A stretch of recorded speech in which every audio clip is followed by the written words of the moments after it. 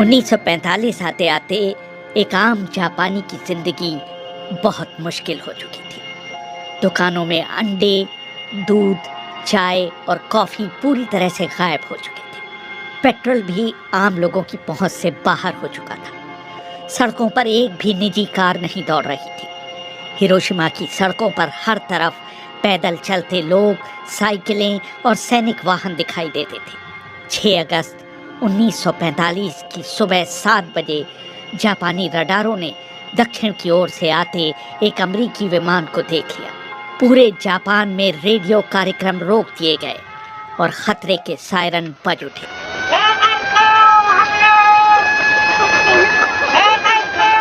इस जहाज को हिरोशिमा के मौसम की टो लेने भेजा गया था। जापान में तब तक पेट्रोल की इतनी कमी हो चुकी थी कि उस विमान को रोकने के लिए कोई जापानी विमान नहीं भेजा गया। अमेरिकी विमान ने पीछे आते विमानों को कोडेड संदेश भेजा, ऑल वेल। 8 बजते बजते खतरे के सायरन बजने बंद हो गए। 8:09 पर B-29 एनोला गे विमान उड़ा रहे कर्नल पॉल टिबेट्स ने इंटरकॉम पर घोषणा की, अपने गॉगल्स लगा लीजिए और उन्हें अपने माथे पर रखिए। Okay, we're about to start the bomb run. Put on your goggles. ठीक 8:13 पर एनोला गे के बम्बार्डियर मेजर थॉमस फेरेबी के हेडफोन पर कर्नल पॉल टिबेट्स का संदेश सुनाई दिया, इट इज ऑल योर्स। फेरेबी को जैसे ही अपना लक्ष्य ओई ब्रिज दिखाई दिया, वो चिल्लाए, आई हैव गॉट इट। ठीक 8:15 पर एनोला गे से नाक के बल little boy atom bomb Hiroshima के ऊपर गिरना शुरू हुआ। इसको नीचे आने में पूरे 43 सेकेंड लगे। तेज हवाओं ने उसका रुख अपने लक्ष्य ओई ब्रिज से 250 मीटर दूर कर दिया और वो शीमार सर्जिकल क्लिनिक के ऊपर फटा।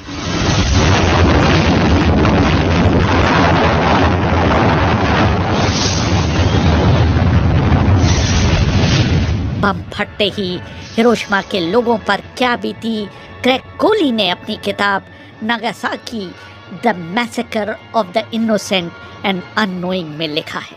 इसकी शक्ति 12,500 टन TNT के बराबर थी और जब ये फटा तो तापमान अचानक 4,000 डिग्री सेंटीग्रेड जा पहुंचा और ऊपर उड़ रहे विमान द ग्रेट आर्टिस्ट के पायलट मेजर चार्ल्स स्विनी ने एक विशाल आग का गोला बनता देखा। शहर के मध्य में एक क्षण के अंदर कंक्रीट इमारतों को छोड़कर धरती के ऊपर मौजूद हर चीज गायब हो गई। विस्फोट का असर इतना तेज था कि ग्राउंड जीरो से 15 किलोमीटर दूर हर इमारत की खिड़कियों के शीशे चकनाचूर हो गए। हिरोशिमा शहर की 2/3 इमारतें 1 सेकंड के भीतर ध्वस्त हो गईं। कई किलोमीटर तक आग की एक आंधी सी फैल गई। एक क्षण में हिरोशिमा की कुल आबादी 2,50,000 के 30% यानी कि 80,000 लोग मौत के गर्त में समा गए। जैसे ही धमाका हुआ, एनोला गे के आगे के केबिन में रोशनी फैल गई और पायलट पॉल टिबेट्स ने अपने दांतों में एक अजीब सी सिहरन महसूस की। विमान के पिछले हिस्से में बैठे हुए टेल गनर बॉब कैरन ने अपना कोडेक कैमरा उठाया और नीचे के दृश्य की तस्वीरें लेने लगे। नीचे के बैगनी बादलों के बीच सफेद धुएं का एक रेला 3,000 फीट तक उठा और उसने एक मशरूम की शक्ल ले ली। एनोला गे के सह पायलट कैप्टन रॉबर्ट लुइस ने अपनी लॉग बुक में लिखा, my God what we have done. Enola Gay के वेपनियर विलियम पार्सन्स ने एक कूट संदेश भेजा, परिणाम सफल, विमान में हालात सामान्य। एनोला गे के कप्तान पॉल टिबेट्स ने बाद में कहते हुए कहा, It was something that the imagination really couldn't comprehend. ये कुछ ऐसा था जिसकी कल्पना भी नहीं की जा सकती।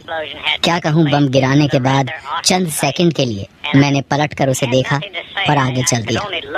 मैंने धुएं के बादल और तेजी से फैलती हुई आग देखी।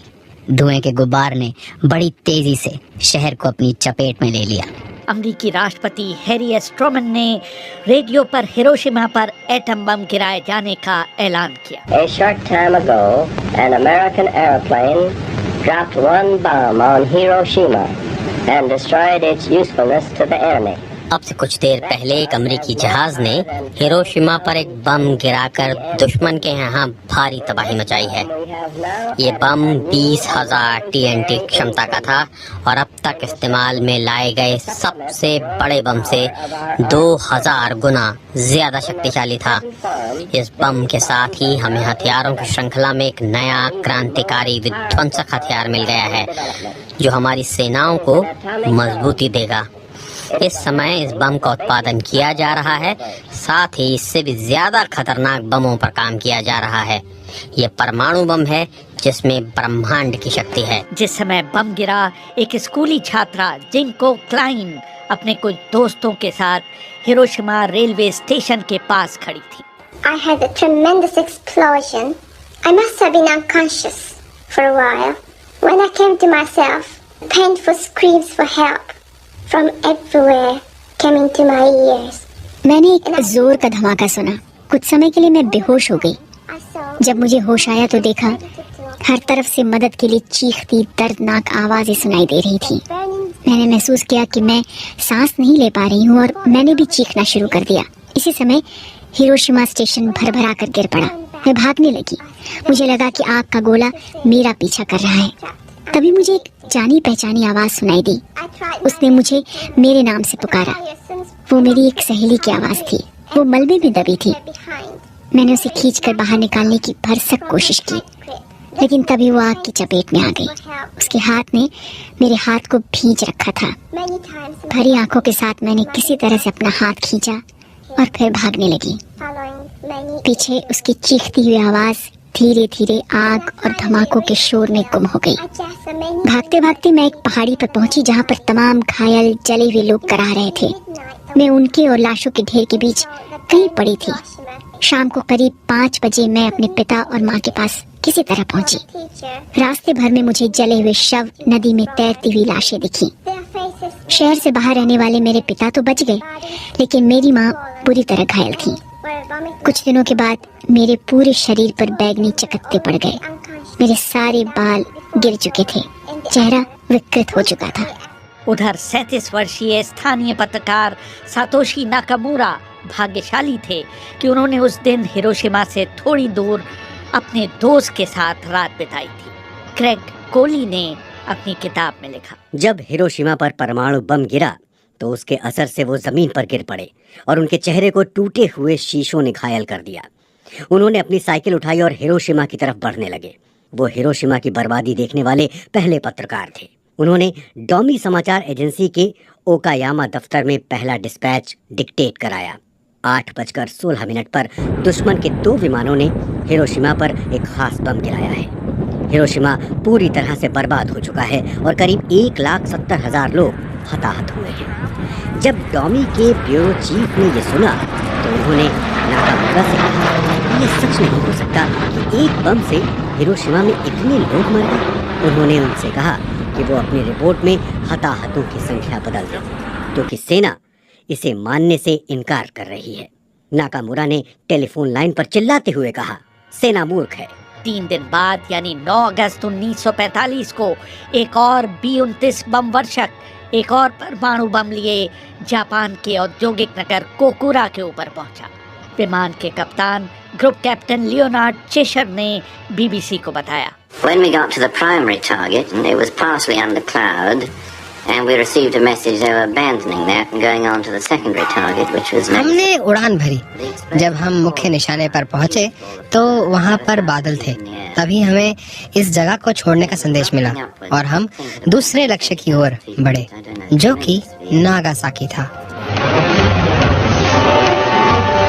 चालक दल ने बम गिराने वाले स्वचालित उपकरण को चालू कर दिया और कुछ ही क्षणों में 4050 किलो का भीमकाय एटम बम फैटमैन तेजी से धरती की ओर बढ़ने लगा।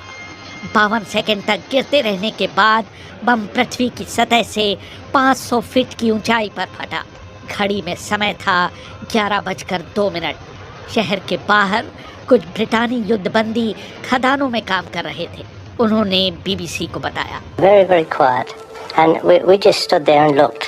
Dead people lying around you, you know. We knew that something. हर तरफ लोगों की लाशें ही लाशें थीं। हमें पता चल चुका था कि कुछ तो असाधारण घटा है। लोगों के चेहरे, हाथ पैर गल रहे थे।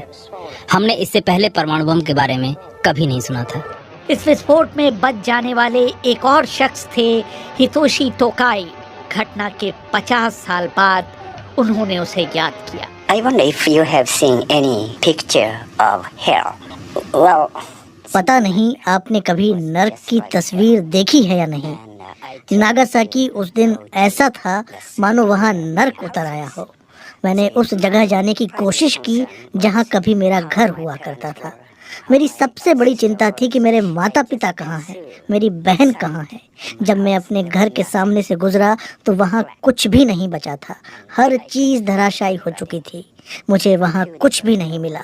मैं कैथोलिक धर्म को मानता हूँ जहाँ मरने वालों को दफनाने की परंपरा है। मैं इसे पूरा नहीं कर पाया क्योंकि मेरे पास दफनाने के लिए कुछ भी नहीं था।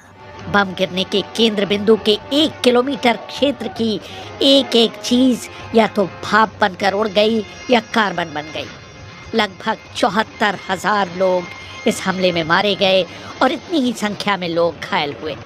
ग्रेग कोली ने अपनी किताब Nagasaki the massacre of the innocent and annoying में लिखा। तब तक लोगों ने परमाणु बम का नाम तक नहीं सुना था। उन्हें लगा कि आसमान में सूरज फट गया है। अस्पताल के बाहर कोई भी चीज पहचान में नहीं आ रही थी। वहां मौजूद सुनियो तोमिता ने नीचे गिरे अपने दोस्त कामातो को उसके कंधों से उठाने की कोशिश की, लेकिन हाथ में उनके कंधे का मांस आ गया और फिर वो नीचे गिर पड़े। ज्यादातर मरने वाले या मरते हुए लोगों के मुंह से झागदार खून निकल रहा था। तोमिता उनके बीच जाकर उन्हें पानी देते हुए उनका हौसला बढ़ा रहे थे, लेकिन थोड़ी देर बाद वो और प्रोफेसर सिकी ही जिंदा बचे थे। उनके चारों ओर करीब 20 लाशें बिछी हुई थीं। जहां तक देखो आग की लपटें उठती हुई दिखाई दे रही थीं।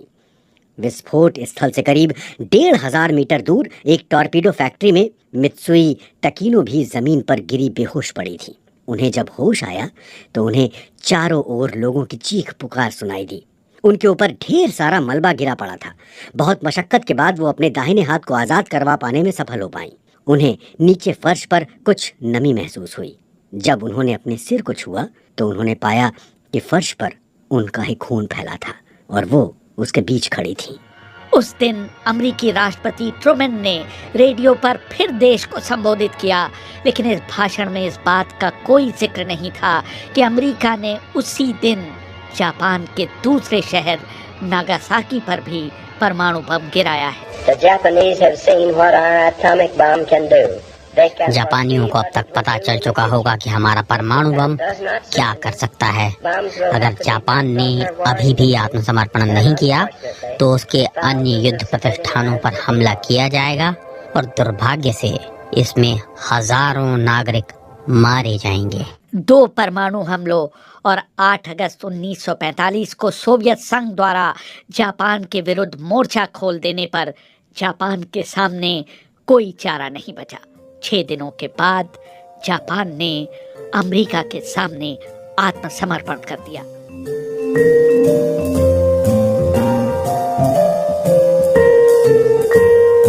रेहान फजल, BBC, दिल्ली।